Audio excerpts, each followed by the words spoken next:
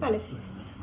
Pues vamos a comenzar la reunión del instituto que nos corresponde en el día de hoy. Para los que sois nuevos siempre hacemos un poco lo mismo, hacemos lectura y aprobación del acta de la reunión anterior. Entonces Juan Azcuénaga, el secretario del instituto, la lee. Los que somos miembros habituales, que la recibimos también por correo electrónico, pues la aprobamos o ponemos salvedades si hubiera alguna. Y después presento al ponente de la conferencia del día de hoy. Y después de que él acabe la conferencia, abrimos el turno de preguntas y coloquios. Tenemos hasta las 9:15, una cosa así, así que no os preocupéis por el turno de preguntas porque solemos ser bastante activos también. ¿Vale? Tengo preparado. Perfecto. Bueno, pues sin más dilación, Juan, por favor, lee el acta de la última reunión. En la ciudad de Santander, siendo las 19:45 horas del día 19 de mayo de 2025, se reúnen en la sede del Centro de Estudios Montañeses Gomezoreño 530, presididos por doña Ana Arroyo, directora de dicho Instituto de Estudios Agropecuarios, para deliberar y debatir el orden del día de la convocatoria de las personas que a continuación se relacionan. Gaspar Maritarte, María Arroyo, Ana Arroyo, Juan Azcuénaga, Alfonso García, Pilar Gómez, Manuel González Carregón, Enrique Gutiérrez, Jaime Orcazo, Ana Rita Pérez, Teresa Rodríguez, Fernando Ruiz, Gregorio Sorcedo, Marceliano Sarmiento, Roberto Valdés y Ana Villar. Excursaron su asistencia Pedro Arce, Carolina Entrecanales, Fernando Gutiérrez, Cristina Rodríguez Cabello, Celia Balbuena y Francisco Vázquez de Quevedo. Lectura y aprobación del acta de la sesión anterior. Enviada el acta de dicha sesión a todos los convocados y habiendo leído dicha acta, se aprueba por unanimidad. Ponencia a cargo de don Gregorio Sorcedo Díaz sobre intensificación sostenible. ¿Puede ser una alternativa a la producción de leche? Explicó qué se entiende por intensificación sostenible y los criterios edafoclimáticos locales. Planteó la cuestión si podían las granjas producir más leche. Partiendo de esas premisas, presentó la situación actual de las explotaciones lecheras, mostrando resultados de simulaciones basadas en intensificación sostenible. Comentó la dieta de los animales, la gestión del estiércol y la producción de alimentos. Incidió en que la intensificación sostenible puede contribuir a la seguridad alimentaria. Esbozaba la pregunta si podría la intensificación forrajera incrementar la producción lechera por hectárea, reduciendo los impactos ambientales. Mostró que la ganadería de leche genera gases de efecto invernadero, exponiendo asimismo a otros indicadores ambientales utilizados. Otro parámetro empleado es el de cuánto alimento compran las explotaciones lecheras por hectárea y vaca. Exhibió las pérdidas de metano entérico y su equivalente en euros hectárea. Ofreció la distribución porcentual de las pérdidas de nitrógeno reactivo y su valor. Señaló los indicadores ambientales en las explotaciones de leche en España. Calculó cuánto cuesta en euros cada impacto ambiental. Expuso la clasificación de las explotaciones en función del impacto ambiental y sus características. Manifestó las conclusiones resaltando las evaluaciones de sostenibilidad y la propuesta del estudio como estrategia de viabilidad ambiental. Y un coloquio sobre diversos aspectos relacionados con el tema, como los fertilizantes, los excesos sobre la normativa, sugerencias de ahorro, la urea, el metano, orientación y o planes estratégicos, la calidad del forraje, etc. Próxima ponencia. La próxima ponencia tendrá lugar el día 16 de junio de 2025, lunes, sobre arte rupestre en Cantabria, planes para conocer el pensamiento simbólico de las poblaciones prehistóricas, por el doctor don Daniel Garrido Pimentel. Las siguientes ponencias serán el 22 de septiembre, Carolina Entrecanales Barata y de Granja Cudaña, el manejo de la vaca de leche, 20 de octubre, probablemente sobre el vino blanco de Santander, 17 de noviembre, sesión en recuerdo del doctor don Enrique Lorientes Callada, por don Gonzalo Valdeoliva Bartolomé, y 15 de diciembre, don Francisco Sánchez Delgado, las áreas marinas en el mar Cantábrico. Luego se pregunta, la próxima reunión tendrá lugar el día 16 de junio de 2025. No habiendo más asuntos que tratar, seré por finalizar la reunión, siendo las 21 horas 30 minutos en la ciudad, lugar y fecha de encabezamiento. Perfecto, por eso es que estuvisteis presentes. ¿Algo que manifestar o la aprobamos por unanimidad? ¿Manolo? ¿Tú estuviste? ¿Estuvo Ana? ¿Estuvo Gaspar? Vale, pues aprobada por unanimidad, ¿vale, Juan? Vale, pues ahora procedo a presentar al ponente del día de hoy, que es Daniel Garrido Pimentel, que estudió Historia en la Universidad de Salamanca, hizo el doctorado en Prehistoria también en la Universidad de Salamanca y es premio extraordinario por su tesis allí. y en la actualidad es el coordinador de las pruebas de prehistoria, museos y centros culturales de Cantabria. Entonces, pues contacté con Daniel por otro tema y desde el principio estuvo totalmente dispuesto y colaborador a dar esta conferencia. Nos movemos con presupuesto cero, así que damos muchas gracias porque pones de tu tiempo personal de manera desinteresada. ¿Dónde quieras? Sí. Pone de manera desinteresada de su tiempo personal y nos ofrece hoy esta conferencia, que es un lujo. Además, para los miembros habituales del instituto es un gusto volver a hablar de este tema, porque uno de los miembros fundadores, que era don Benito Maradiaga, está aquí hoy su viuda, Celia, nos habló muchas veces de este tema y entonces pues también pues es una manera de recordarle, y Daniel me dijo que conocía a Benito, así que fíjate qué bien, y retomamos este tema.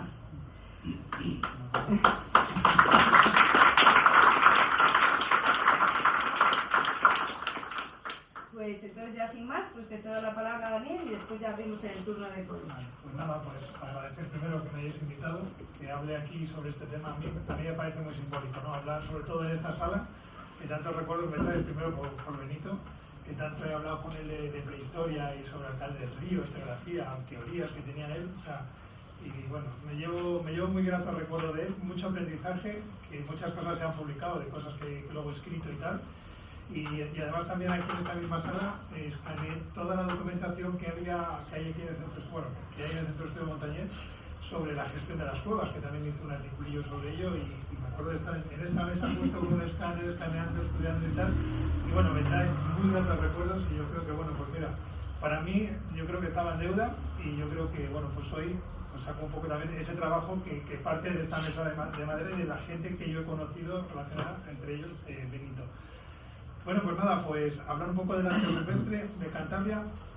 Lo primero que hay que comentaros es lo que todo el mundo... A ver si me deja pasar. A ver. Bueno, pues una de las cosas que todo el mundo se pregunta es por qué Cantabria y no otra comunidad tiene tantas pinturas, tantos arte rupestre, ¿no? ¿Por qué aquí, no? Bueno, hay varias cosas. En primer lugar, tenemos que retroceder en el tiempo miles de años, es decir, vamos en torno a unos 40, 10.000 años, que es en torno a lo que vamos a hablar. En primer lugar, era un periodo climático frío, pero no tan frío como podemos encontrar en la meseta. Es decir, aquí el clima era un poco más cálido y por lo tanto vivir en la región cantábrica o en la zona de la cornisa pues sería mucho más agradable que vivir, vamos a decir, en Burgos o en otras regiones que tenían un ambiente climático mucho más extremo. Luego aparte aquí tenemos la costa, por lo tanto habría mayores recursos, y luego por otra parte tenemos cuevas, que las cuevas lo que permitió fue un espacio, digamos, de hábitat en la boca de la cueva y en su interior, donde, digamos, decorar los diferentes espacios para dejar allí marcado, digamos, el pensamiento cultural de estas poblaciones. Claro, podemos decir, ¿y por qué Cantabria y por qué no lo tiene cualquier otro espacio como puede ser Segovia o Salamanca o etcétera, ¿no? Sí que lo hay, lo que pasa es que ha habido, normalmente un poco el bagaje viene por Altamira, es decir, Altamira es la primera cueva con arte rupestre que se descubre, Altamira está dentro de una cueva y los estudios que se enfocaron a principios del siglo XX eran en cuevas, no eran al aire libre.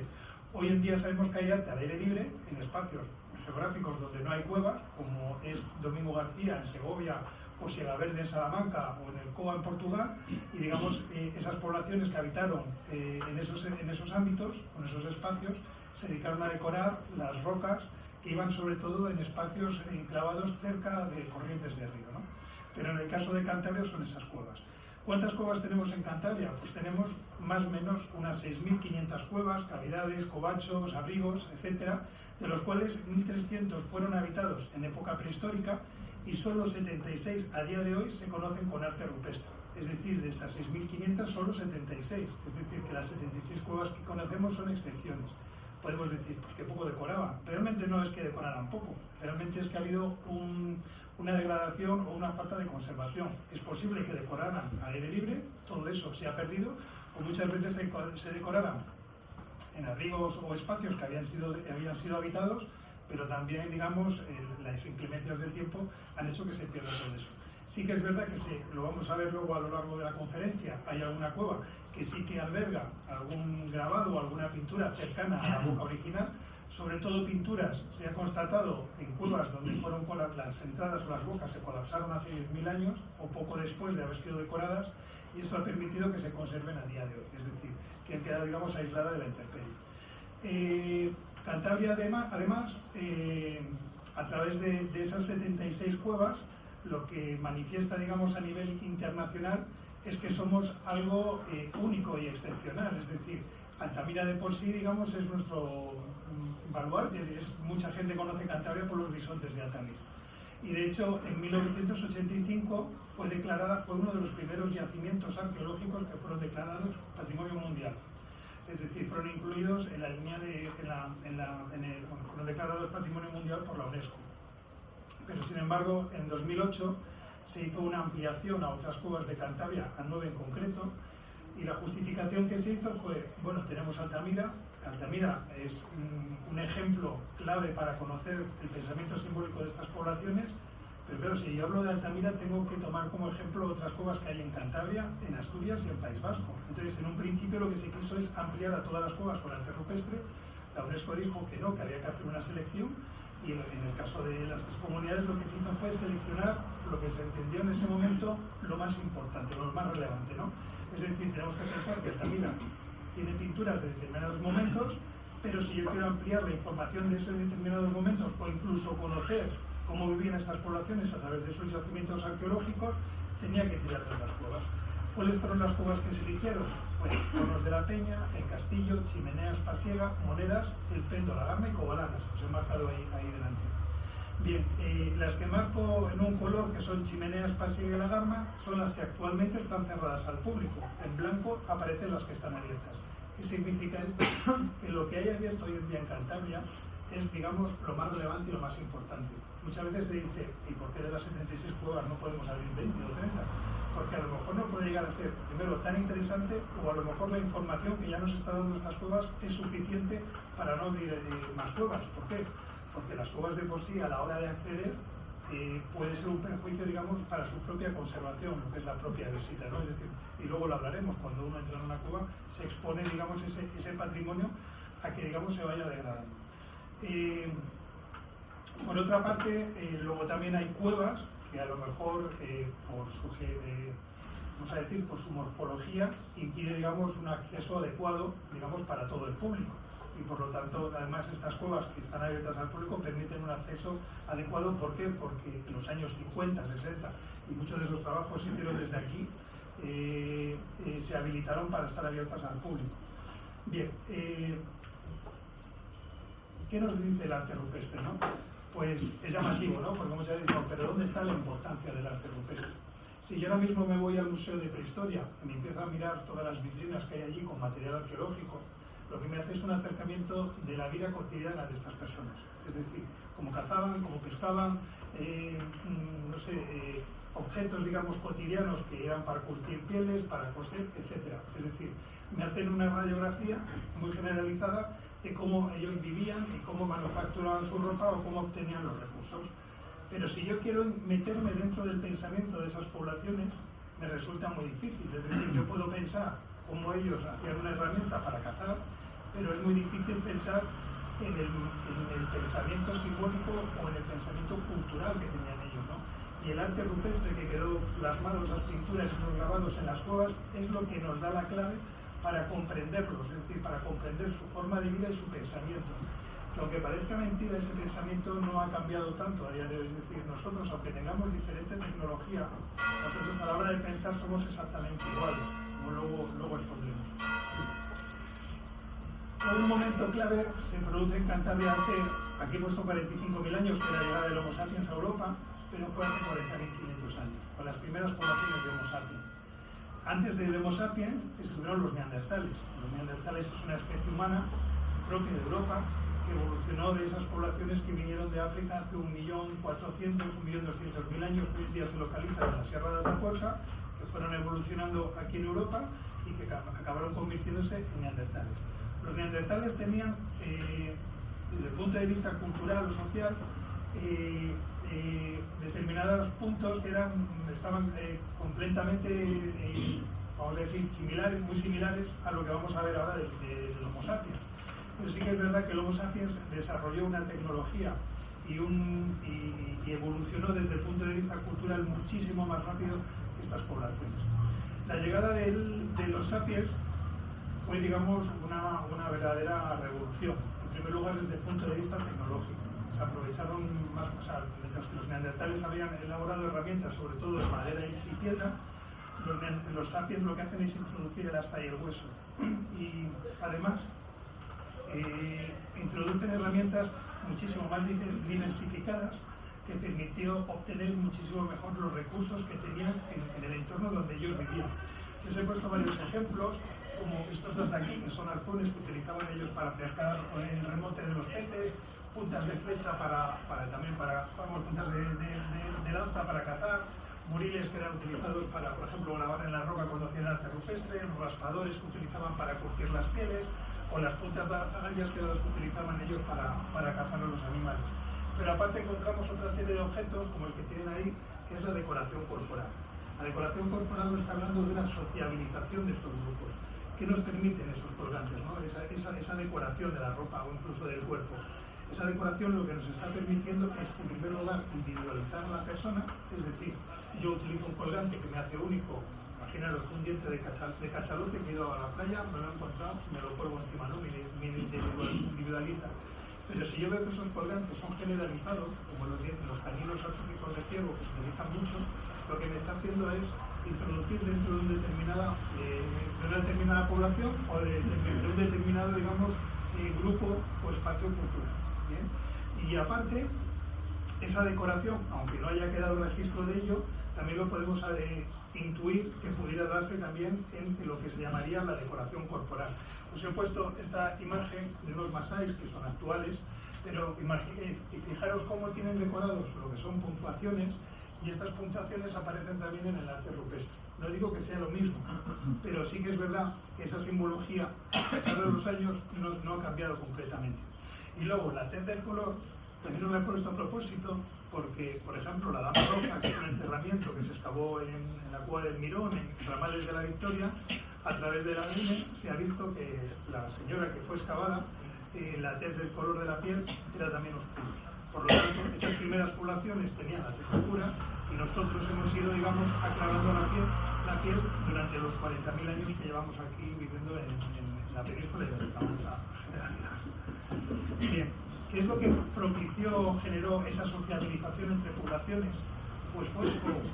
Aunque parezca mentira, el fuego lo que nos permitió, digamos, fue sociabilizar esos grupos.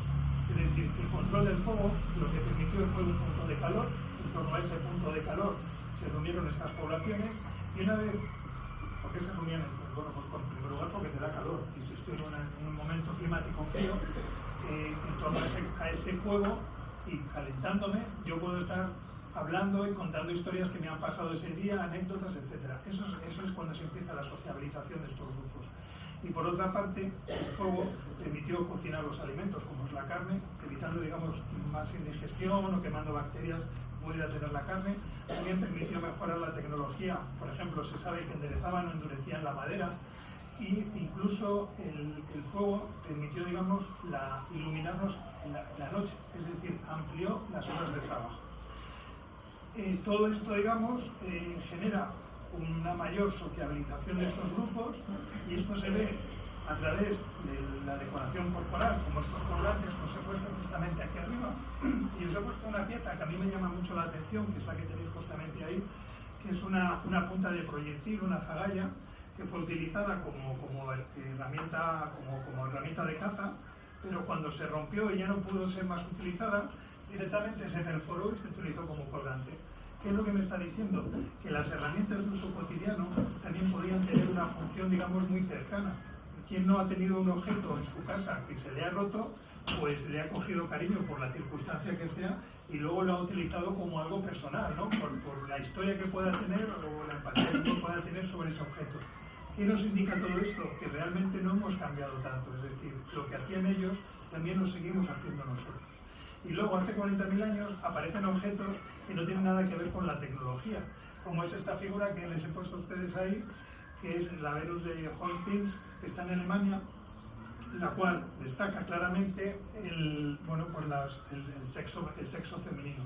Aquí ya no estaría hablando de tecnología, estaríamos hablando de cultura, y estaríamos hablando de simbolismo, estaríamos hablando de pensamiento, digamos, hacia el más allá, o lo que fuere. Sí es claro que muchas de estas figuras, que están perfectamente labradas y trabajadas, en este caso estas de marfil, carece, por ejemplo, en este caso, de la cabeza. Es decir, realmente la persona representada no es importante, aquí lo más importante es la figura de la mujer, es decir, a través de sus atributos sexuales, ¿no? Otro motivo, digamos, que nos acerca mucho a estas poblaciones y que también están vinculados, pues tendrán vinculación con el arte, más allá de lo que es ese desarrollo tecnológico o cultural, el tema de la decoración corporal, e incluso, bueno, también estaría lo que son los instrumentos musicales.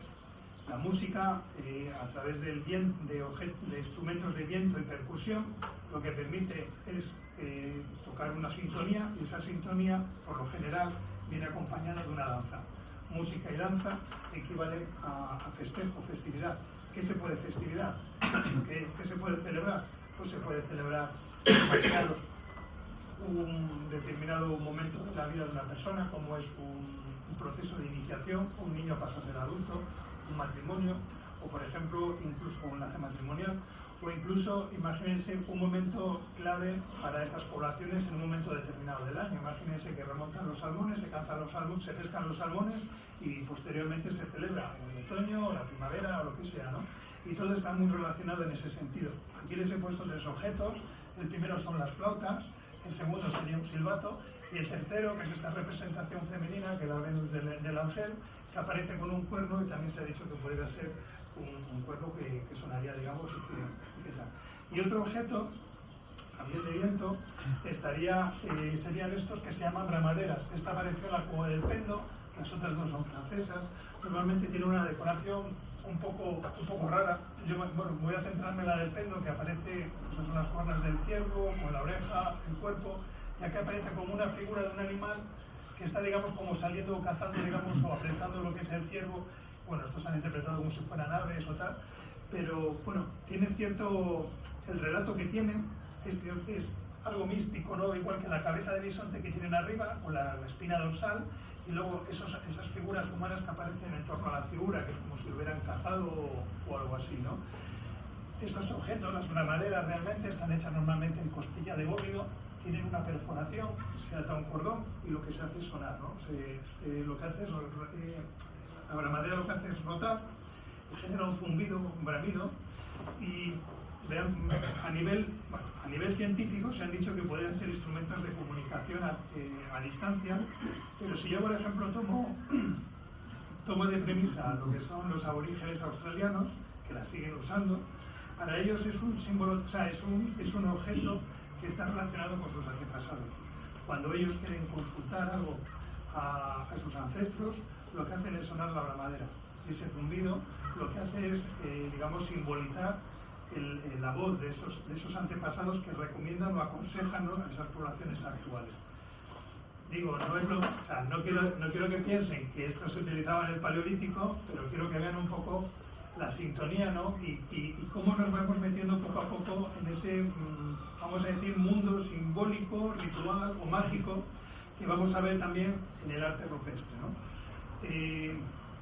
Por otra parte, estas poblaciones también cuidaron, sabemos, por determinados huesos, por ejemplo, fracturados, o de determinadas patologías que aparecen en los huesos, vemos que estas poblaciones, en primer lugar, cuidaron a sus miembros o a las personas queridas. ¿Qué significa esto? Que si yo me rompo una pierna y no puedo cazar, no pasa nada, a mí me van a dar de comer. ¿Por qué? Porque ellos me quieren y me cuidan. ¿Y eso qué va a hacer? Me va a alargar la vida. Además me van a dar medicamentos. Sabemos que, por ejemplo, la corteza del sauce, que es ácido salicílico, ellos la mascaban, es decir, conocían perfectamente lo que eran las plantas. Y cuando uno fallecía, les enterraban. Se conocen muy pocos enterramientos, ¿no? Os he puesto aquí uno que es brutal, ¿no? Que, bueno, aparecen dos figuras, sería, pues bueno, con todos los objetos, todo completamente ornamentado, todas las cuentas de collar que aparecen, digamos, relacionado con el ropaje, y cuando uno, digamos, se toma tantas molestias para enterrar a alguien, realmente no es porque se muere y directamente el entierro para que no se le coman las alimañas, es porque posiblemente para estas poblaciones, más allá de lo que es la muerte no sería un punto y final, es decir, sería un punto suspensivo, es decir, una fase más de la vida, y que el apego que tenían hacia estos miembros y el consuelo que ellos podían tener a nivel personal de la pérdida de un familiar o un amigo sería directamente enterrándole pensando que más allá de la muerte irían a un mundo mejor. Esto es lo que nos diferencia del resto de los animales, es decir, en primer lugar, la capacidad de ver, o la capacidad de abstracción que se ve a través del simbolismo del arte rupestre, y esa abstracción también se ve a través de la vida, entre comillas, después de la muerte a través de los enterramientos. El caso más evidente, os he comentado antes, es la Dama Roja, que se encuentra en la Cueva del Miró, que está datado en 18.800 años, el cual tuvo un proceso de enterramiento diverso, es decir, en primer lugar fue enterrada en el interior de la Cueva del Miró. Algunos de sus huesos, un momento posterior, fueron retirados, y donde estuvo la tumba, donde quedaron algunos de sus huesos, que ahora están expuestos en el Museo de Prehistoria, se espolvoreó con ocre rojo. El ocre rojo también es muy llamativo porque lo utilizan para el arte, y el rojo en sí es como el color de la sangre, ¿no? Muchas veces se ha dicho que el rojo, la sangre, la vida, la muerte, todo estaría, digamos, relacionado. Yo os voy a contar un paralelismo que me ha pasado hace poco, no tiene nada que ver con la prehistoria, pero es un poco para que veáis cómo nosotros también seguimos utilizando esa simbología, ¿no? Por ejemplo, hace poco falleció el Papa Francisco y se le puso, digamos, la toga o un traje, digamos, no sé cómo se llama, pero era, digamos, de luto, el luto papal. Y a mí me llama mucho la atención que el traje que llevaba era completamente rojo. Es decir, es curioso como el Papa, que siempre va vestido de blanco, cuando fallece se le pone de rojo, ¿no? No digo que sea lo mismo, pero si tenemos esas analogías, y por lo tanto es para que entiendan ustedes que tampoco hemos cambiado tanto en ese sentido, ¿no? Porque muchas veces pensamos que hace 20.000 años pues no pensaban, no tenían ese pensamiento, esa capacidad, digamos, de intelectual, digamos, o de empatía que podemos llegar a tener nosotros a día de hoy. El arte rupestre surge como respuesta de esa cultura, surge, digamos, como necesidad de transmitir ese conocimiento, ese pensamiento y dejarlo plasmado a través de las rocas y las piedras que hay en el interior de las cuevas, pero también con una necesidad vital de conservar ese arte. Dentro de las cuevas se seleccionan los espacios, a veces escondidos, a veces que nada más acceder a la sala te encuentres con las pinturas y los grabados, pero sobre todo con una necesidad de que eso se conserve. Muy rara vez van a encontrar ustedes una pintura donde cae una cascada de agua, porque lo que pretenden es conservar. ¿Por qué lo quieren conservar? Porque su conocimiento es vital y no lo tienen que, digamos, conocer ellos cuando entren dentro de la cueva. Tienen que dejarlo para cuando vengan futuras generaciones puedan visualizar ese arte y puedan comprender, digamos, lo que estas poblaciones han conocido y entendido a lo largo de su vida, ¿no? Un claro ejemplo lo tenemos con las manos. Os he puesto dos, la de la izquierda corresponden a las manos que están pintadas en la cueva de la Garma y la derecha en la cueva del Salim. Las manos, digamos, para mí son muy llamativas. Por ejemplo, en castillos han datado en al menos 37.000 años, o sea que son una de las primeras manifestaciones rupestres que tenemos en Cantabria, pero es muy llamativa porque si yo pongo mi mano sobre la roca, pinto con un aerógrafo a una aureola, directamente quito la mano y queda el negativo, yo dentro de unos años no estaré, pero mi mano quedará ahí. Es como que esa persona toma conciencia de sí mismo, y digamos que la conciencia de sí mismo también lo tomaron los romanos, que estaban haciendo historia cuando empezaron a escribir, digamos, todas las batallitas que tenían, ¿no? Pues en este caso las poblaciones prehistóricas eran conocedores de que la vida era un paso, pero que ellos tenían que dejar constancia de sí como personas, ¿no?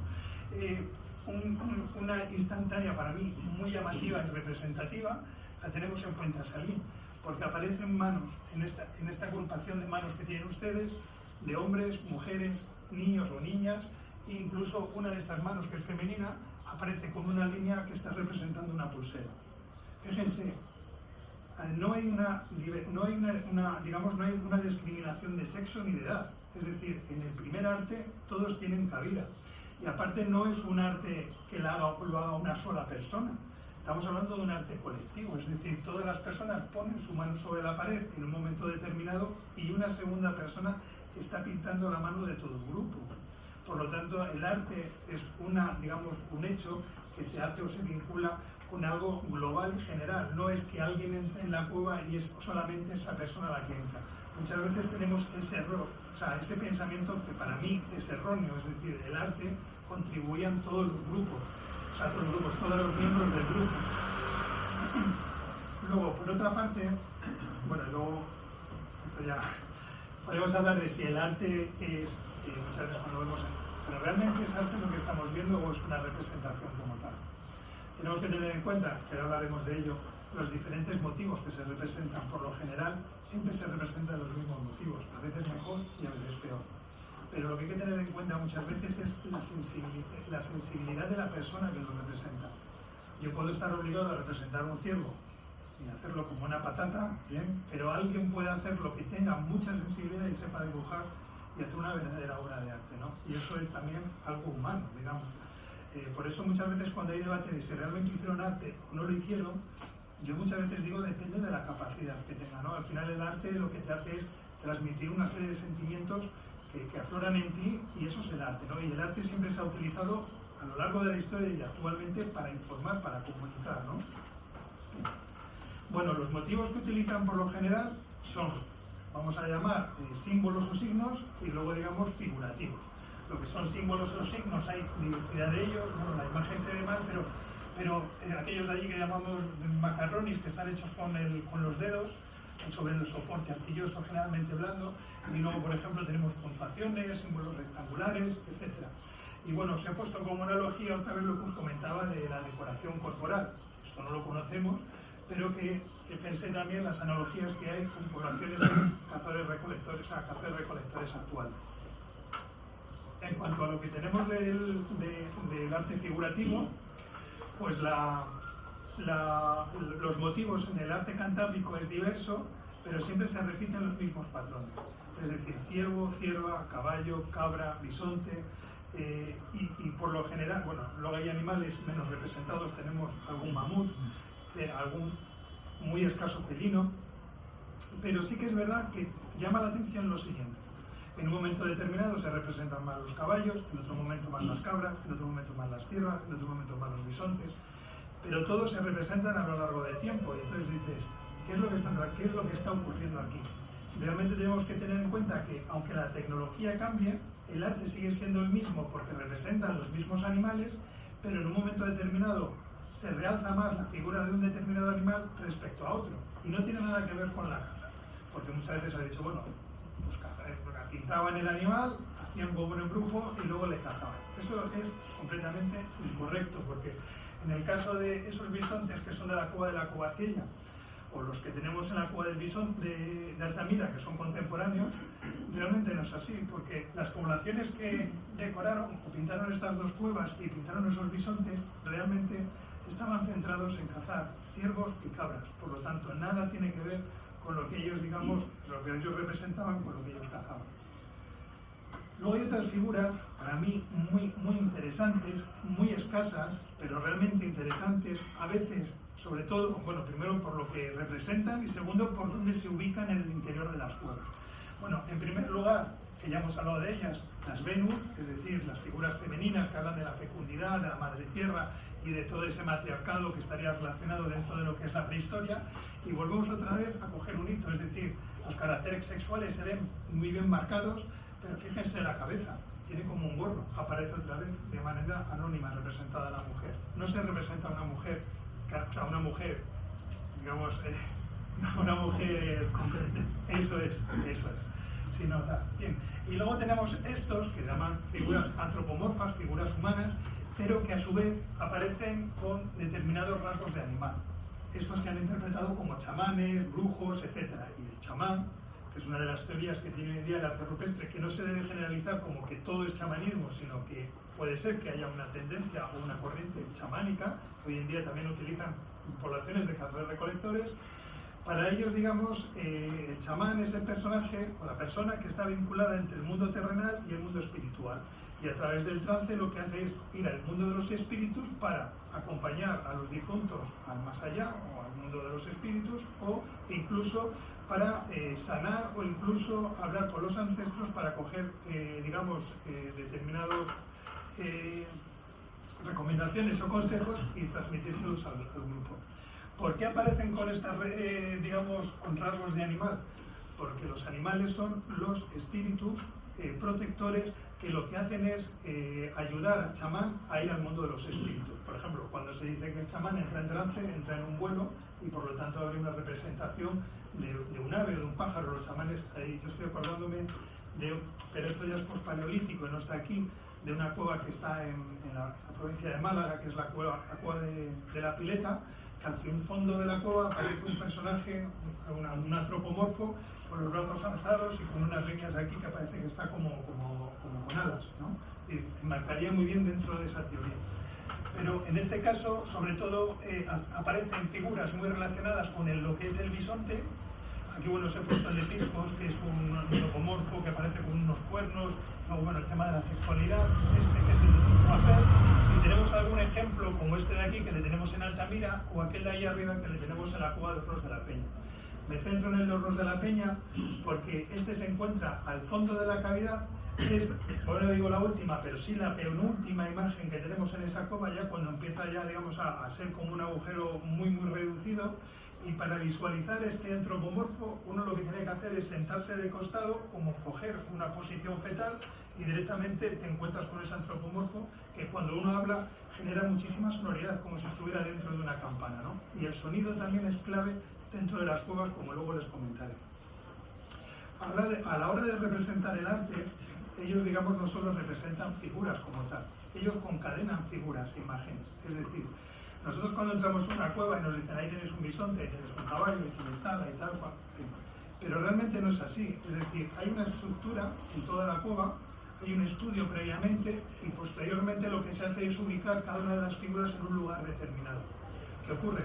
Que nosotros podemos llegar hoy aquí, representar 5 figuras y dentro de 200 años venir alguien o otro grupo y representar 2 figuras y así sucesivamente. Es decir, lo que hacen es buscar, mirar si respetan ese espacio o vuelven a decorar en ese espacio y, digamos, todo va sumando, ¿no?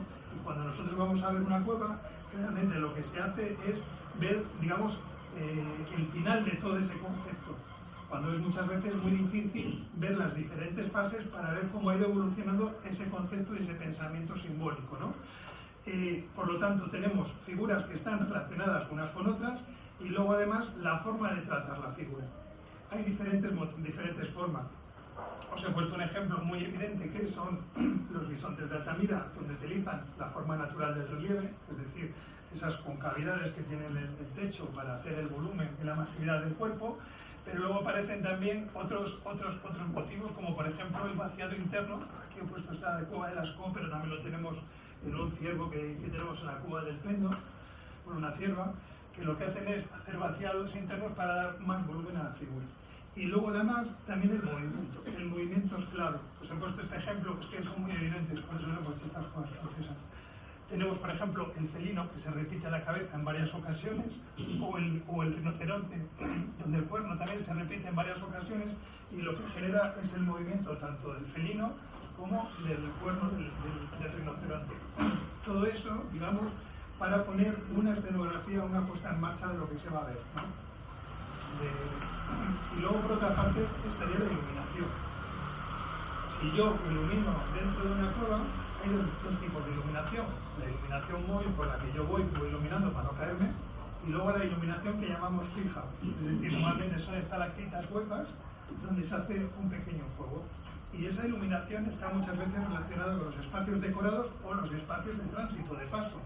Es decir, que muchas veces estas poblaciones entraban dentro de la cueva y veían ya el espacio completamente iluminado, como el que entra hoy en día, no sé, en un salón, ¿no? Que tiene las lámparas encendidas, ¿no? Pues exactamente igual. ¿Qué ocurre con esa luz? Esa luz lo que hace es iluminar determinados sectores de la cueva, determinados espacios. Es muy llamativo iluminar con una lámpara de tuétano. Yo no lo he hecho, pero lo he hecho con la linterna y he tomado el ejemplo, y ver cómo se ilumina el techo y el resto queda en penumbra o completamente oscuro. Es decir, tú ves un animal que está encima de tu cabeza y después no hay nada. Y eso, digamos, sobrecoge, es decir, está dentro de lo que es la propia escenografía que ellos quieren, digamos, representar a través del arte. Con todo esto digo que no penséis que solamente una figura inerte en una roca, no es eso. Bien, y por otra parte, ese movimiento en la luz, o sea, la lámpara de tuétano o el fuego lo que te hace es, bueno, va tintineando y lo que te genera son claroscuros, crea movimiento, y si yo, por ejemplo, en una zona convexa, o perdón, cóncava, lo que hago es iluminarlo y esto se mueve, la figura que yo he representado sobre esa concavidad va a empezar a moverse, ¿no? Le estoy dotando de vida. Os digo todo eso para que veáis iluminación, la distribución, el volumen, todo eso, digamos, va dotando de vida y va dotando de sentido todo ese arte y todo ese espacio. Pero hay que sumarle algo más de lo que ya he hablado, lo que es la acústica. En primer lugar, muchas veces uno cuando está hablando, digo cuando está hablando porque a veces estás haciendo una explicación en una cueva, y cuando vas al espacio decorado parece que retumba, ¿no? Y es porque el espacio elegido muchas veces está relacionado con la sonoridad en el interior. Y muchas veces además, en torno, os he puesto este ejemplo en Peixmer, pero también lo tenemos en la pileta que os he hablado antes, con la cueva del Castillo, estalactitas, donde se ve que ha habido, o en la cueva de Ardales que está en Málaga, un golpeo, ese golpeo como es como un xilófono, y están relacionados también con los espacios decorados. Si yo además pego un chasquido o una palmada, que ya hablaríamos de la percusión, o la voz, por ejemplo. Y todo eso, digamos, que genera un sentido dentro de la cueva abrumador. Esa es la escenografía que ellos quieren generar a través del arte. Yo os comento todo esto porque cuando uno va a ver una cueva, claro, lo vemos de manera muy segregada. No vemos todos los puntos o todos los conceptos, ¿no? Y creo que es bueno ver todos esos puntos dentro de una cueva para ser consciente de lo que ellos que realmente quisieron representar y la motivación, que es lo que os he comentado, la decoración, la cultura, etcétera, ¿no? Y que todos los miembros del grupo eran importantes, ya sean hombres, mujeres, niños, porque se les cuidaban, porque se les enterraban o porque se les ve reflejado en el propio arte a través de la arte. ¿Qué podemos decir del arte en Cantabria? Bueno, del arte en Cantabria podemos dividirlo en cuatro fases, ¿no? 4 etapas. Bueno, perdón, estoy yendo. Que no estaba leyendo la diapo, vale. Las técnicas aplicadas son diversas, ¿no? Tenemos el grabado, el dibujo, la pintura, ¿no? El grabado, pues utilizan diferentes herramientas, ¿no? En primer lugar podemos obtener el buril, que hemos hablado antes, una herramienta, pues un poco, bueno, es el de sílex, que está apuntada, que directamente lo que se hace es raspar o grabar sobre la pared y te genera, digamos, el grabado. Realmente ese grabado inicial te genera una pátina más blanca respecto al resto del soporte o la roca, y en un principio se marcan y se ven bien, no como ahora que, digamos, ese tono blanquecino ya ha desaparecido, y no es lo que nos habla de la antigüedad de esos grabados. Por otra parte, la presión de los dedos, que ya hemos hablado de esos trazos digitales, o con un objeto apuntado. A veces se utiliza sobre el soporte arcilloso un palo. Eso lo vemos mucho en la cuadra de las chimeneas o en la cuadra de la Clotilde, que no se puede cantar. Colorantes utilizados, rojo, amarillo, que son los principales, igual que el negro, que es carbón vegetal, mientras que el rojo es óxido de hierro y el amarillo hidróxido de hierro. Y luego, muy secundario, lo que es el violáceo, que es el que está utilizado, es óxido de manganeso mezclado con agua. ¿Y cómo se utiliza? ¿Cómo se pinta?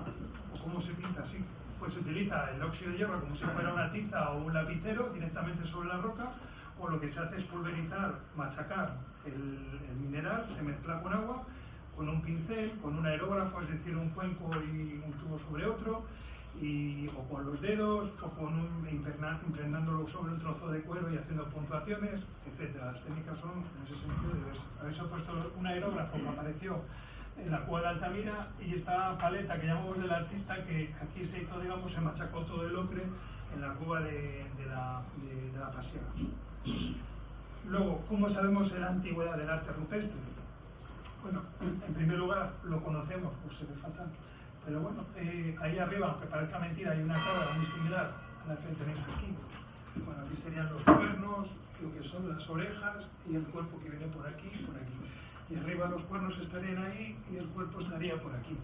Pues aquí lo sabemos a través del arte, que lo tenemos en las paredes, lo sabemos a través del arte mueble. Es decir, esta pieza que es del pendo apareció en un nivel que está relacionado con el manganeso superior final, y por lo tanto sabemos que ese tipo de representaciones corresponden esa antigüedad.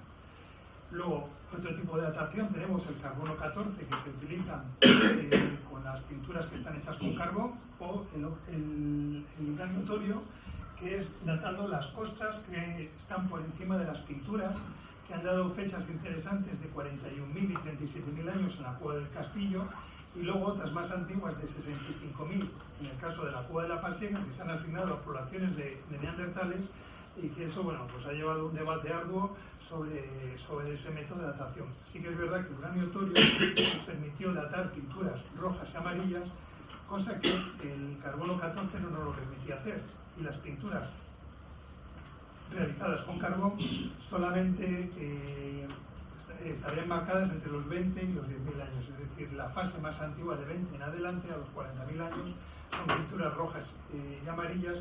El uranio torio, digamos, lo que ha hecho ha sido abrir una puerta a nuevas fechas, nuevas dataciones y entender un poco ese arte tan arcaico.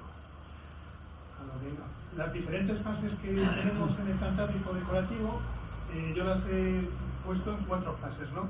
La primera fase entendería entre la Auñaciense, Gravetiense y Solutrense, 40 y 19.000 años, es un marco muy amplio de años, y está constituido por signos simples y complejos de color rojo, amarillo, violáceo, que es lo que os comentaba antes de esas pinturas hechas con minerales, que son de esa fase antigua, y están constituidos por discos, concentraciones de pigmento, puntos, líneas pareadas, que son, bueno, líneas paralelas entre sí, alineaciones, agrupaciones con formas complejas de puntos, incluso signos ovalados, cuadriláteros y claviformes, que claviformes es una línea con un triángulo justo en la parte del medio.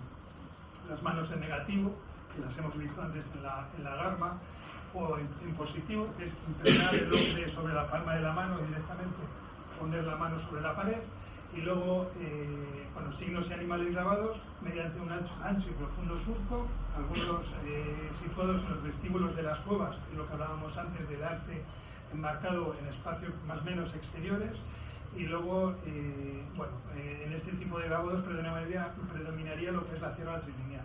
La técnica de dibujo, el tamponado, que es la muñequilla que hemos visto antes, realizando una serie de puntuaciones que conforman o constituyen el contorno de los animales.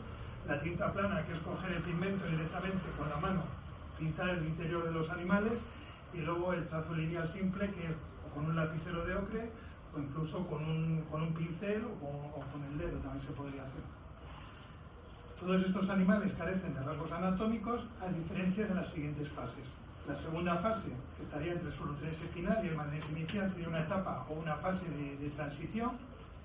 Aquí sí que se ven mayores detalles anatómicos en los animales y estos aluden al pelaje y sugieren volumen.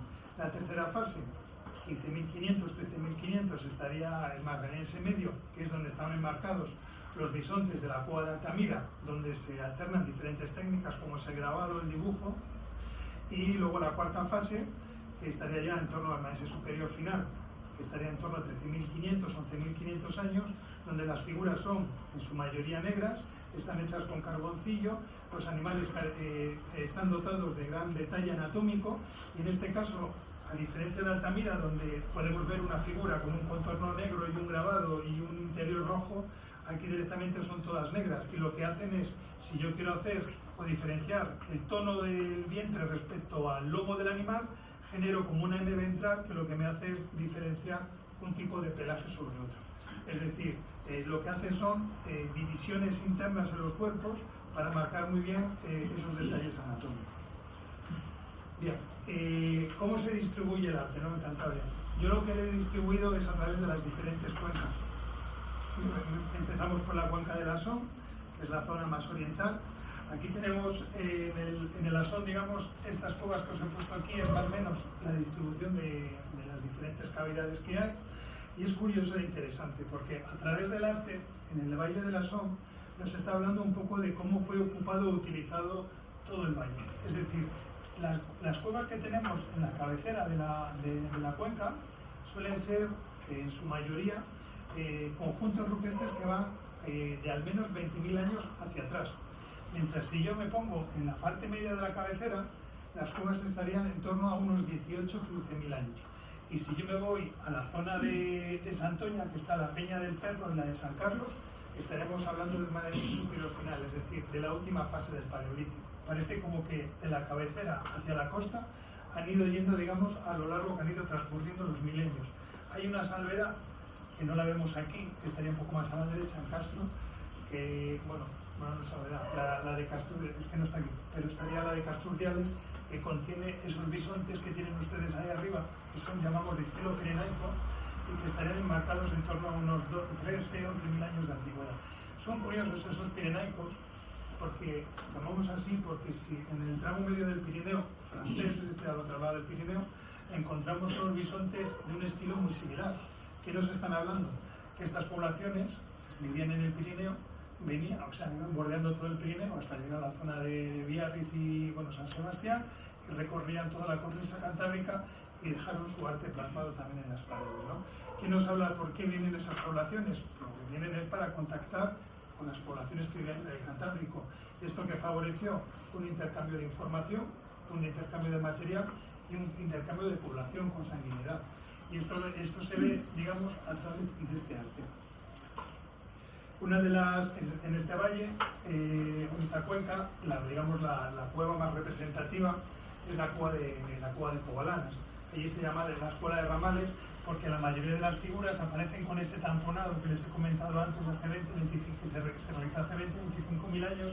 La figura que más se representa es la figura de la cierva, en todo este tema que llamamos figuras tamponadas. Y luego, bueno, ahí arriba les he marcado los restos óseos de la cierva de la Dama Roja, que apareció en la cueva del Mirón, que está situada justo debajo de la cueva de Covalanas y de la cual hemos hablado con anterioridad. En la bahía de Santander tenemos, tenemos en el caso de Miera la cueva del Salitre, el Morro de San Vitores, pero las más llamativas tenemos la cueva de la Garma y la cueva del Pendo. Sí es llamativo porque tenemos que tener en cuenta que la zona de la costa no es la costa actual, es decir, hoy en día si retrocediéramos en el tiempo hace, vamos a decir, 15, 20.000 años, la costa estaría 8 o 18 kilómetros más allá. ¿Qué significa esto? Que toda la bahía de Santander sería un gran valle, un fértil y rico valle, a lo mejor también habría cuevas, y todo lo que habría allí o supondría allí, desde el punto de vista arqueológico, ha desaparecido porque hoy en día está inundado por el agua del mar. De las dos cuevas, bueno, esta sería la cueva de Salitre, cosa que está justamente aquí, que fue la segunda, lo he puesto porque fue la segunda cueva que se descubrió con arte rupestre en Cantabria, que la descubrió Lorenzo Sierra, después de Altamira. Y bueno, tenemos las más llamativas, la cueva de la Garma. La cueva de la Garma tiene niveles arqueológicos de ocupación humana que son anteriores a los 200.000 años. Llama la atención, o lo más representativo es lo que llamamos la galería inferior. La galería inferior, lo que ocurrió fue hace 13.500 años, se colapsó la entrada de la cueva, todo el suelo quedó intacto con todo el material arqueológico y todas las pinturas se han conservado y todas las estructuras que se hicieron con estalactitas, las estructuras del interior de la cueva, también asociadas a arte rupestre, se han conservado tal cual. Es decir, es como si nosotros ahora mismo nos marcháramos de esta habitación, se bloqueara completamente la puerta y alguien entrará 13.000 años más tarde y encontrará todo exactamente igual que como lo hemos dejado. Eso a nivel científico da muchísima información porque todo el material que se ha dejado es de manera desinteresada, es decir, es como una instantánea de la vida de estas personas y luego además nos permite, digamos, debido a su alto grado de conservación, nos da muchísima información al respecto. Bueno, la cueva del Pendo, que está aquí en Camargo, que imagino que conocerán, está muy cerquita. En primer lugar, el yacimiento arqueológico nos ha dado muchísima información. Los primeros fueron los neandertales y posteriormente el Homo sapiens, que es de donde procede todo este material o estas herramientas, muchas de ellas decoradas, que hoy en día podemos ver en el Museo de Prehistoria. Y luego ese gran friso que tenemos al fondo de la cueva, que era visible desde el lugar donde ellos habitaban, y lo que les comentaba del vaciado interno de la, para, digamos, dar más volumen, lo tenemos ahí en esa cierva. Es curioso porque también la técnica que fue aplicada fue el tamponado, tiene 20-25.000 años, igual que la de Covalanas, pero es curioso porque cuando uno entra en Covalanas, la distribución de las figuras pensamos que fue realizada en un momento concreto, mientras que aquí en el Pendo, desde mi punto de vista, por lo menos podía tener una o incluso dos fases decorativas. Es curioso porque mientras que en Covalanas no hay yacimiento arqueológico en la entrada, sino que es el Mirón, que está justo abajo, que ya hemos hablado de él.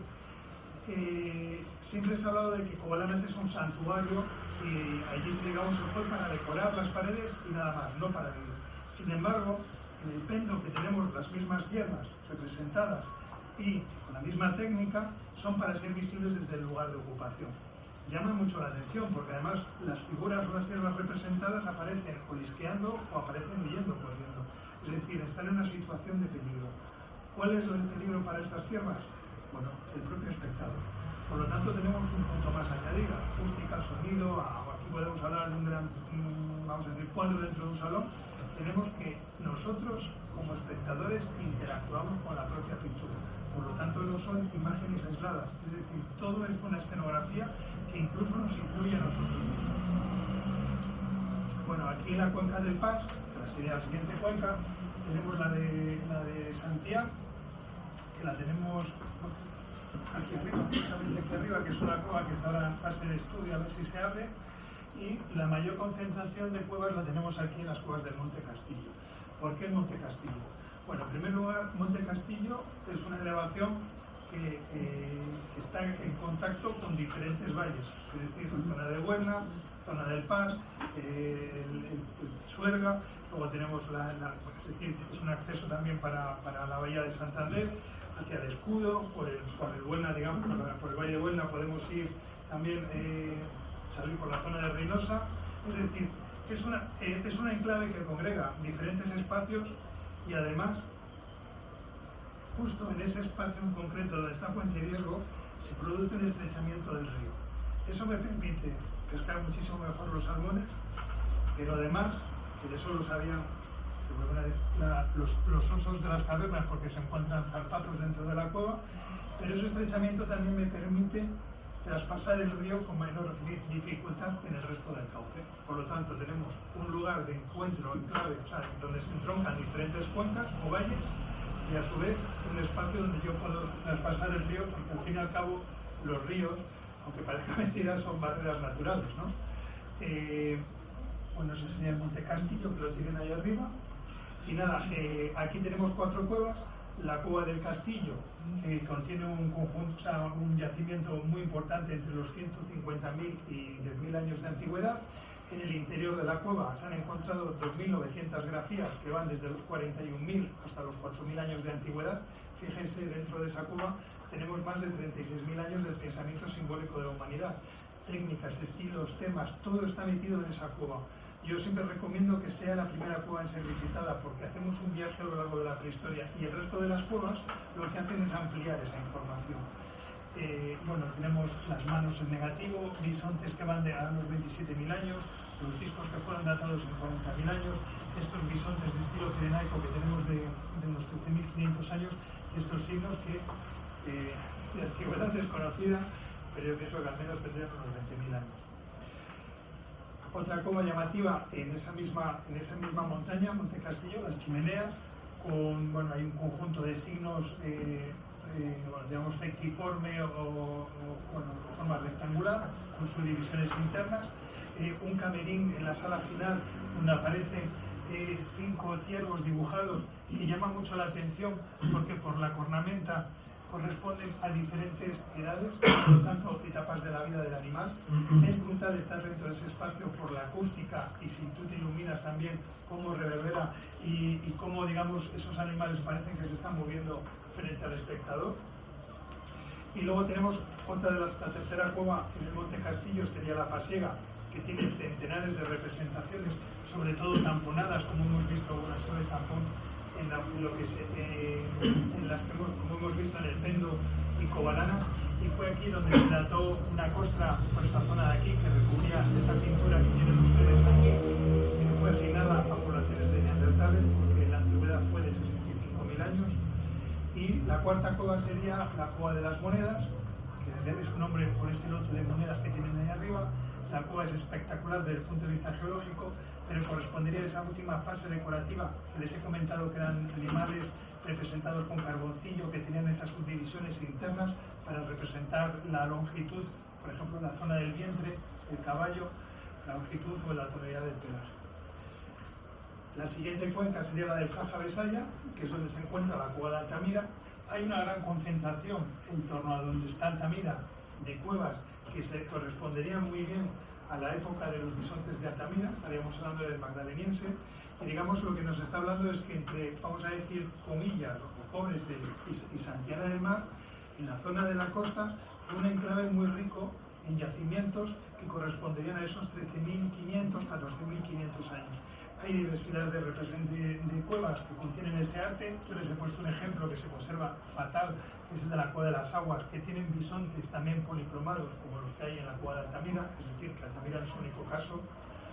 Y bueno, estaría la Cueva de Altamira como tal, que bueno, la Cueva de Altamira, yo he puesto una reproducción de una instantánea de la cueva, donde, bueno, la fisura o la grieta que justo en medio nos hablaría de esos bisontes que estarían demarcados dentro del magdaleniense unos 14.500 años, que aquí sería como parece que la línea subdivide una fase más arcaica o más antigua, donde hay unos signos claviformes que se han datado en 37-38.000 años, una serie de caballos rojos también datados recientemente en 38.000 años por el año 2000. El museo que tiene tal, que no me voy a extender, y también en ese valle, en la zona más interior y muy cerca de las cuevas del Monte Castillo, encontramos Hornos de la Peña, donde el 99% de las representaciones fueron grabadas. Hay una fase muy arcaica, antigua, anterior a los 20.000 años, y otra en torno a los 14, 15.000 años de antigüedad, que correspondería al antropomorfo que les he marcado antes. Se le verá la cabeza ahí arriba, la espalda, la cola, la pierna, el vientre y el brazo que tira hacia arriba. Y luego, bueno, un caballo que hay en el vestíbulo, en la boca de la cueva, asociado a los suelos de ocupación. Y por último estaría la cuenca del Lansa.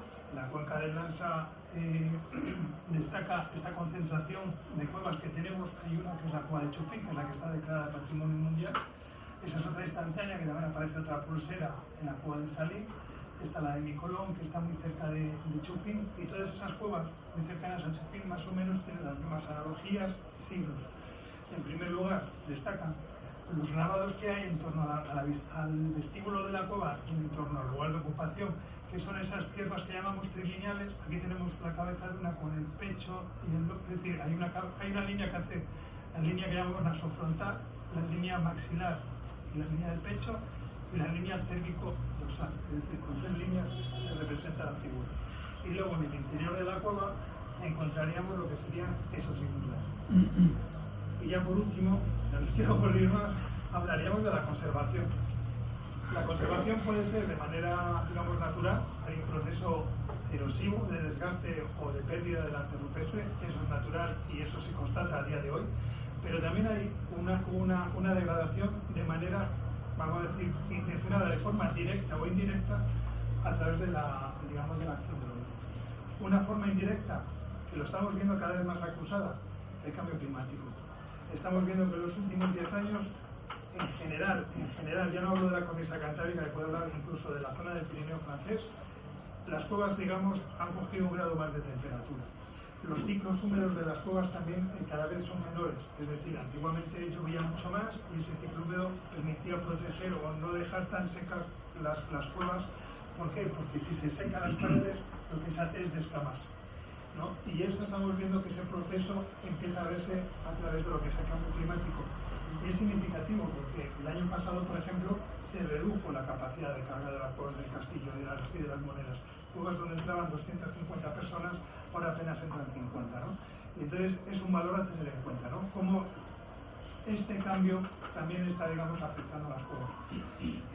Luego, por otro lado, de manera directa, sería, por ejemplo, hay muchos ejemplos, pero sería, por ejemplo, la propia transformación que han sufrido las cuevas para hacerlas visibles o visitables. Aquí os he puesto un caso evidente, esta fotografía la escaneé justo encima de esta mesa, que es la cueva de las Chimeneas, cuando se hicieron todas las escaleras para ir a la galería inferior a ver los ciervos que les he mostrado antes. Y luego, aparte, digamos, lo que es la propia visita. Muchas veces la gente que toca por curiosidad o que se va a caer y va a tocar también otra estabanita, y etc. Y aquí muchas veces los guías, que son los que hacen las visitas, son, digamos, los responsables un poco de velar que, digamos, durante la visita nadie altere lo que son la conservación de este patrimonio del arte rupestre, y que también es un valor a añadir y a tener en cuenta. Con esto, darle las gracias por su atención. Muchísimas gracias.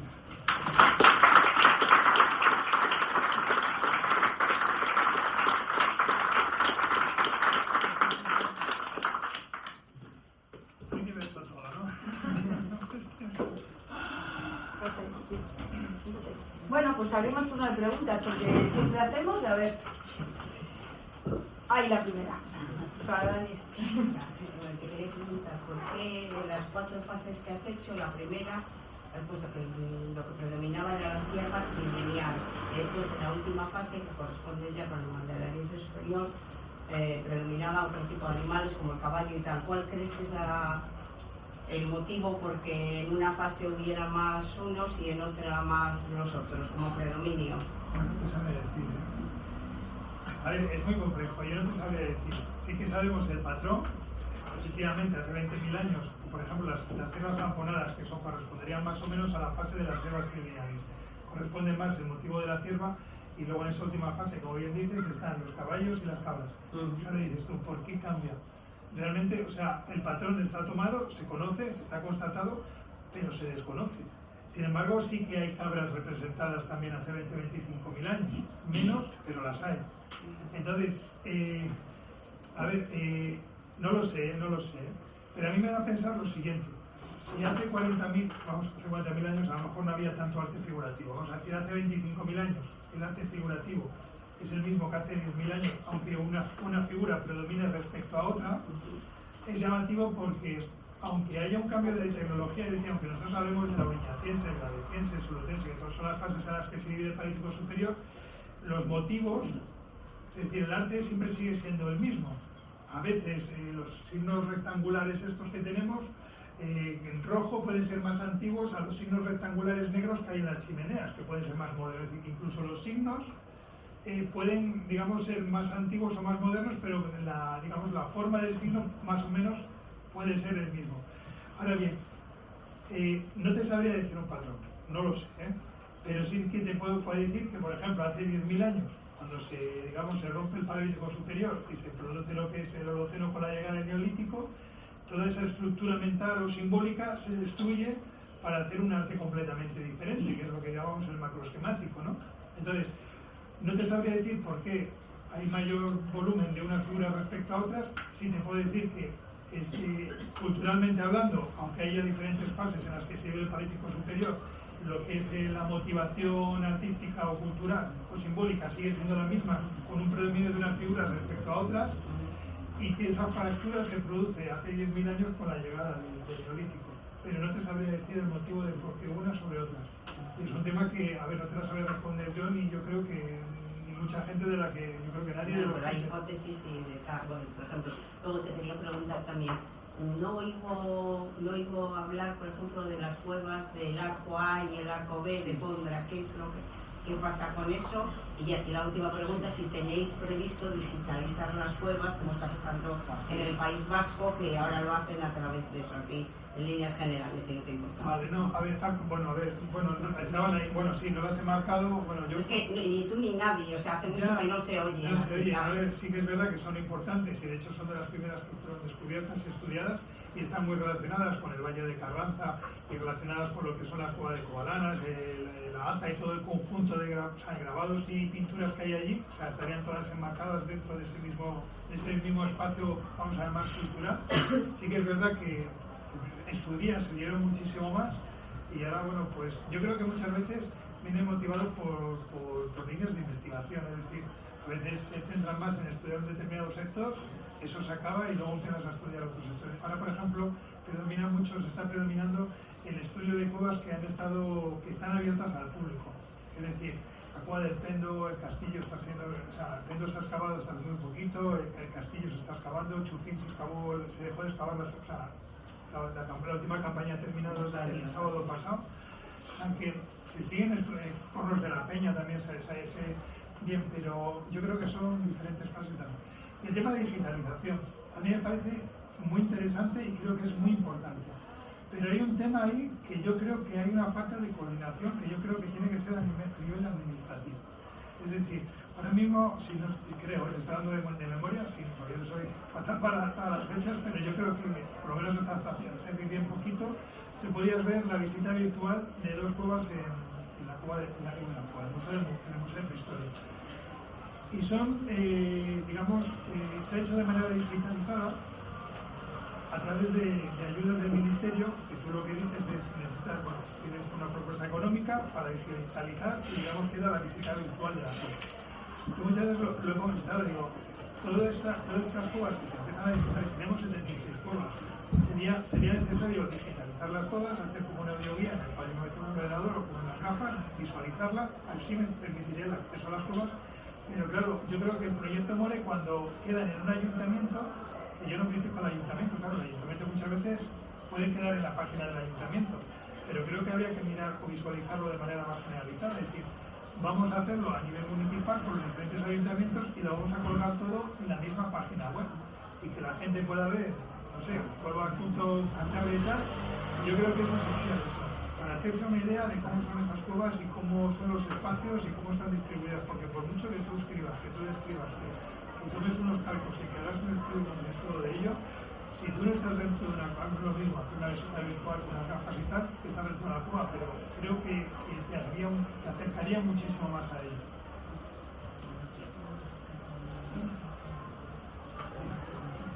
¿Qué tipo de materiales utilizaban para hacer los contornos y el interior de las figuras para que se hayan conservado durante miles de años? ¿Y cuál es la razón de que se hayan conservado? A ver, hay diferentes técnicas. O sea, por ejemplo, tú puedes utilizar un carboncillo tal cual, y pintar el contorno del animal, hacer un grabado. El grabado, digamos, te permite que eso se conserve muchísimo mejor, o con un lapicero de ocre. Sí que es verdad que muchas veces para que se conserve, porque tú puedes decir lapicero de ocre, pero son partículas de carbón que con una corriente de agua o con no sé, con una persona que lo arrastre lo que sea, eso se perdería. Parece que es como muy débil, o incluso con un ocre, si tú vas pintando directamente el contorno del animal, que son las fórmulas que ellos utilizan para contornear las figuras. ¿Qué ocurre? Que la roca es porosa. Entonces cuando yo dibujo sobre la roca, pequeñas partículas se meten sobre ese poro. ¿Qué ocurre? Que el agua, digamos, quieras o no, la cueva, digamos, tiene un 99% de humedad. Esa humedad lo que hace es quedarse sobre la superficie y lo que hace es empapar el poro. Como ese agua es rica en carbonato cálcico, porque lo que es agua que ha ido, digamos, desgastando, dando la roca y adquiriendo carbonato cálcico, lo que hace es sucesivamente con el tiempo cerrar el poro. Entonces muchas veces cuando vemos nosotros las pinturas, realmente las pinturas están dentro de lo que dentro de la roca. Y nunca se toca, pero si tú tocaras, muchas veces no quitarías la pintura porque está embutida dentro de lo que es la propia roca. ¿Cómo lo hacían? Claro, ellos no eran conocedores de todo esto. Digamos que ha habido una serie de casuísticas que lo que ha permitido es que se haya conservado gracias a eso, a que la cueva lo que ha hecho es sellar, digamos, de manera natural lo que son las pinturas mediante una capa de confección.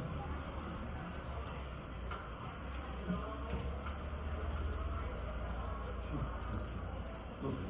Una cosa que a mí me quedó la duda de si realmente hay evidencia o no de que en la mezcla de ocres o de óxido de manganeso amalgamasen con algo que fuera graso.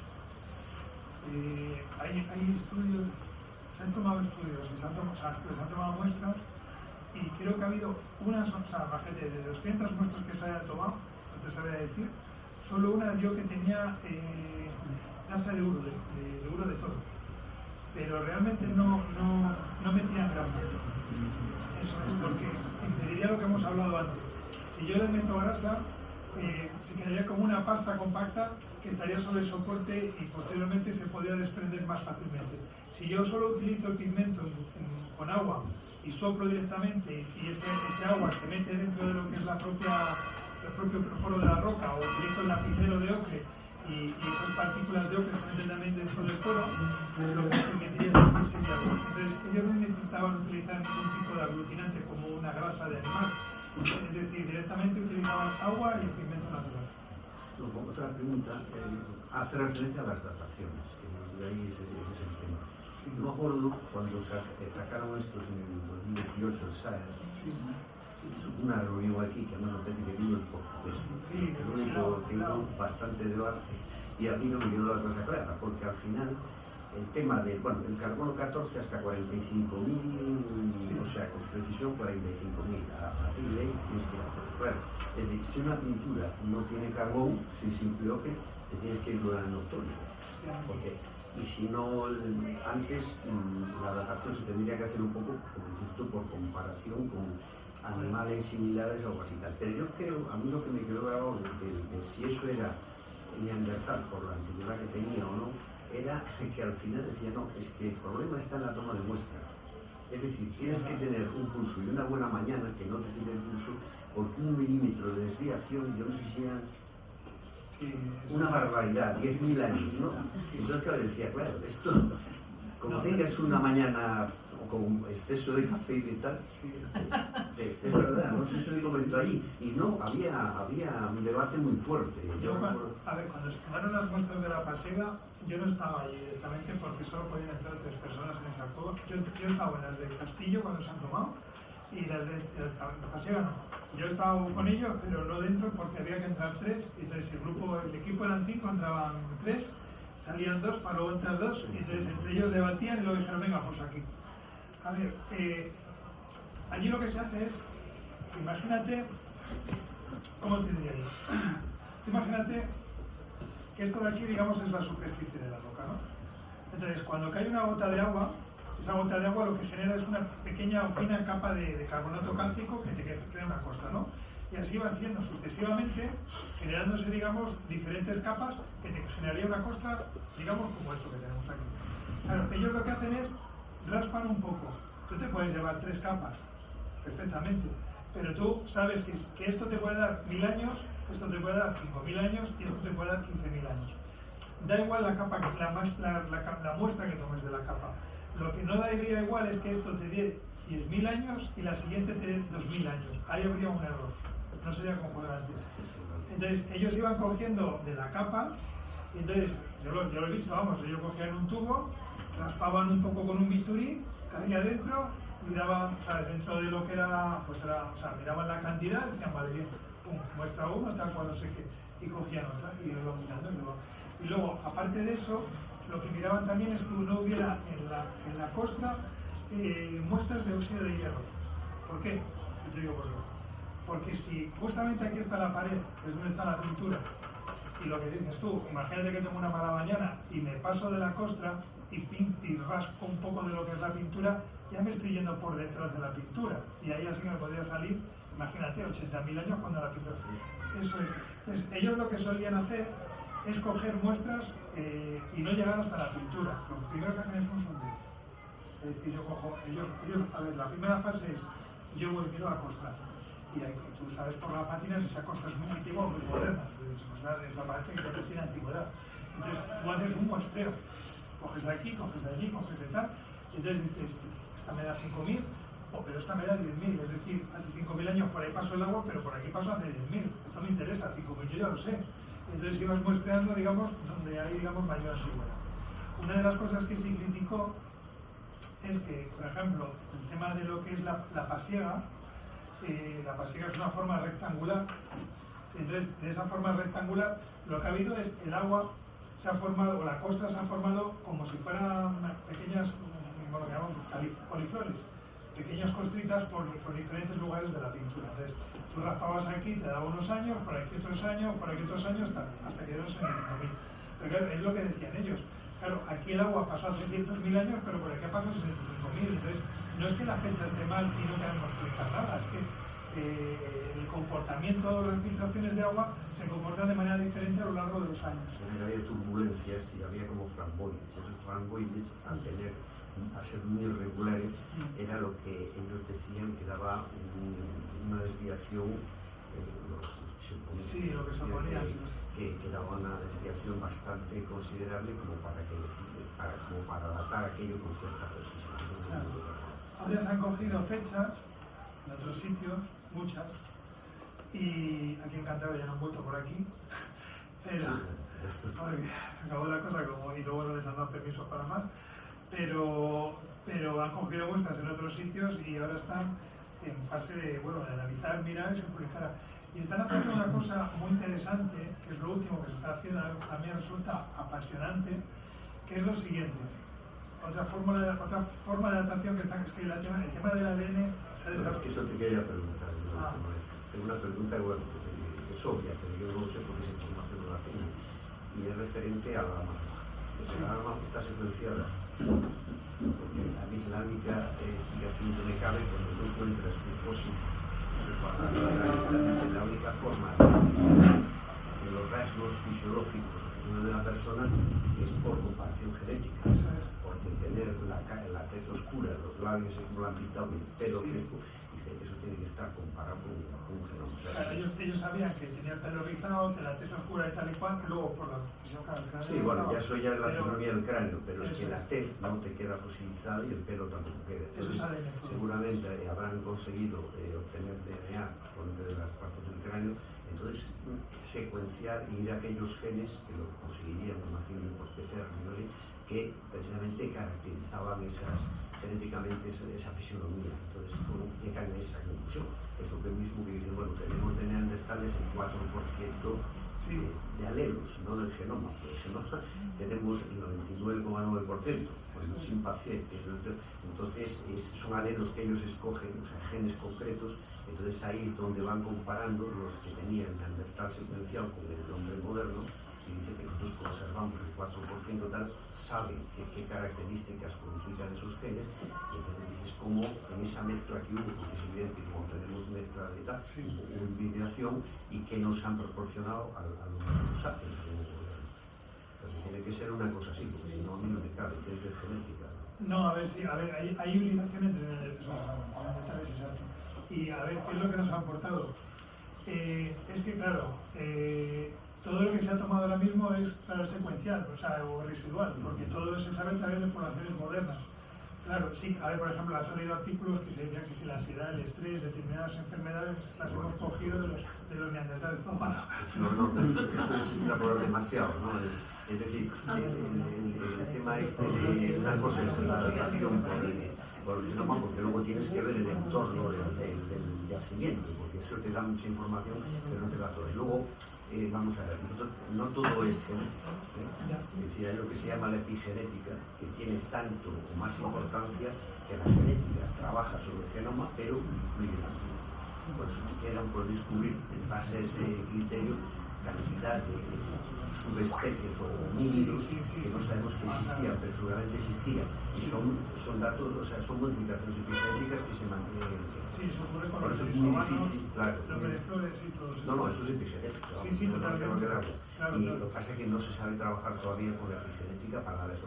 Entonces, claro, el extrapolar directamente estas cosas está muy bien para decir, mira, tenemos esto, que es esta secuencia, pero no sabemos si en las condiciones en las que vivía esa persona se manifestaba o no. Solo sabemos que ha quedado de hibridación. Eso es.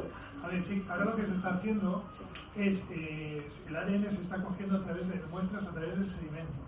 El sedimento de El la sedimento tierra. de los libres, eso es. O sea, ellos recogen el polvo del yacimiento, sí.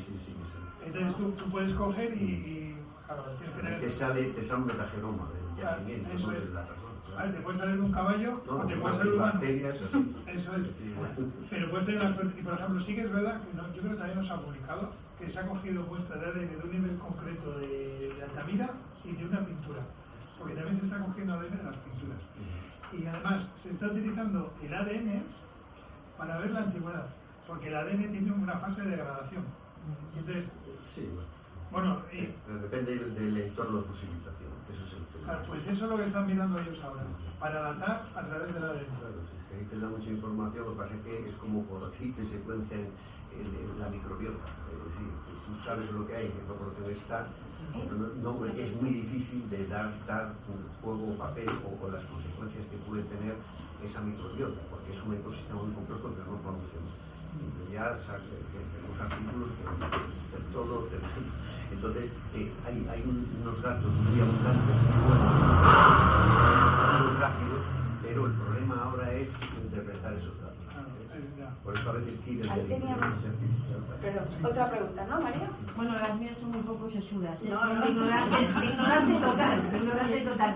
Pero me llamó la atención cuando hablabas de estas etapas de cómo iban produciéndose esos cambios de los dibujos y Sí. todo eso. Cuando entramos en la fase esta en que las figuras son negras de carboncillo, Sí. ¿había disponibilidad de pigmento rojo cerca? O sea, Sí, sí, es sí, una sí. libre elección, Es es una libre- decir, totalmente. a partir de ahora las voy a hacer negras y Totalmente. se acabó, ¿no? Porque de hecho, tú te cuenta que esas pinturas, las anteriores, la fase anterior sería Altamira, que Altamira pinta rojo, o sea, los billetes son de rojo, son rojos. Entonces, justo en la fase posterior es solo carbón, no utilizan el rojo. Eso me pareció Sí. curioso, digo, bueno, no sé si es porque no lo había cerca o porque No, realmente no. y lo tienes, por ejemplo, Montevideo, que hay esa fase representada, tienes óxido de hierro por el propio monte, o sea, que no tenían que irse muy lejos. Vale. Y luego tenía otras dos muy sencillas. Una era referente a las pinturas estas que hablabais que a veces se hacían en el exterior, que creo que hay zonas como Coa, que lo mencionaste, Sí, creo que sí. en Portugal hay mucha riqueza de Sí. pintura exterior localizada. Aquí en Cantabria no hay ningún tipo de localización. No, lo que hay al exterior serían las bocas de las cuevas, como las que hemos visto chimeneas en las tierras lineales, o si no, digamos, la Garma, por ejemplo, cerca de lo que era la boca que se colapsó, ahí sí encontraron pinturas, pero porque se colapsó y tal. Pero que es al exterior nada, ¿por qué? Porque es roca caliza. Vale. Y la roca caliza se degrada y se desgasta. Mira, yo hice, esto lo hice a nivel experimental. A lo mejor es una gamberrada lo que hice. Pero los vídeos del Museo de Altamira que aparecen pintando unos ciervos, una tal y cual, ese que parezca mentira soy yo, pero con más pelo, ¿no? Y lo hicimos en Puente Ibérico con una roca, al lado del puente este que hay de madera y tal y cual. Y durante años yo paseaba por allí y yo, pues como sabía que estaba, iba y lo miraba. Ya no existe nada de todo eso. Y estamos hablando ya de, no llegan ni los 20 años, ¿eh? Vale, o sea, es el sustrato, ¿no? Lo que... O sea que eso hace, claro, si yo hubiera pintado un ciervo hace 15.000 años, es como que hubiera desaparecido. Y ya por último, otra bobada.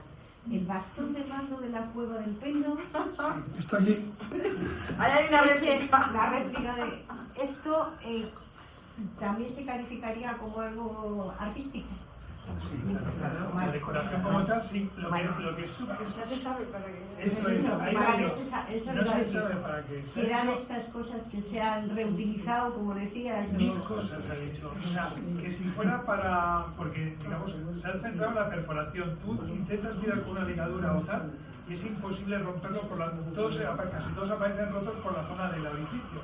Y se ha mirado la tensión y tal, y se ha dicho que la función estaría derivada de generar una fuerza que impidiera, digamos, no sé, una tienda de campaña y tal, y como el ástil, digamos, estaría marcado en esa perforación que impide que se rompa, ¿no? Es una de las teorías. Pero se han dicho mil cosas, y de lo último que yo he hablado con gente que hace arqueología experimental, que a mí me llama mucho la atención, porque tú tienes un bastón de mando con una perforación que tiene un diámetro en concreto. Y yo hablando con gente que hacía experimentación decía, yo lo uso para el diámetro de los venables. Es decir, yo meto el mando de avellano, me voy metiendo además con una réplica del feto. Y dice, yo lo voy metiendo y cuando no se mete, saco, voy rebajando y voy así poco a poco y me sale todo del mismo diámetro. Vale, vale.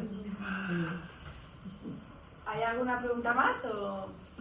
¿Se ha podido hacer una estimación de cuánta era la población que había en la zona norte, en la cornisa cantábrica o a nivel de la península ibérica Hay en estas épocas? Hay estimación, claro, 2.000, 3.000 personas podría haber.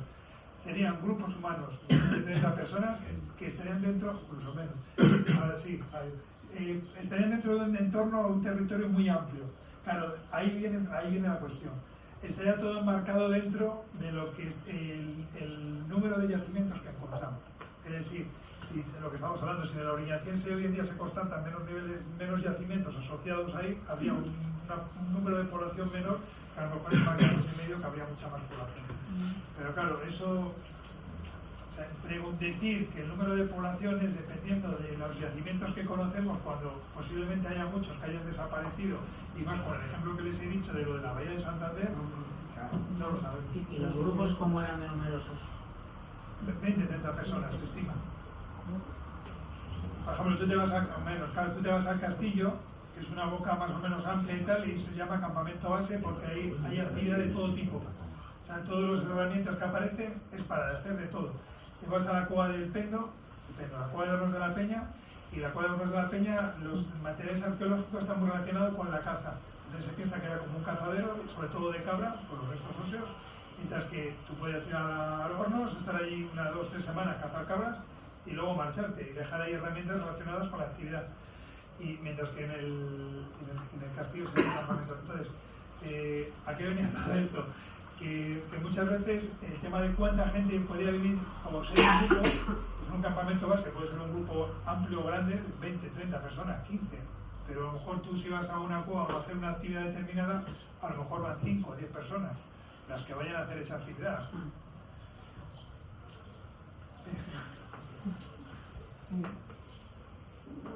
Yo creo que, ¿no? Es un protocolo.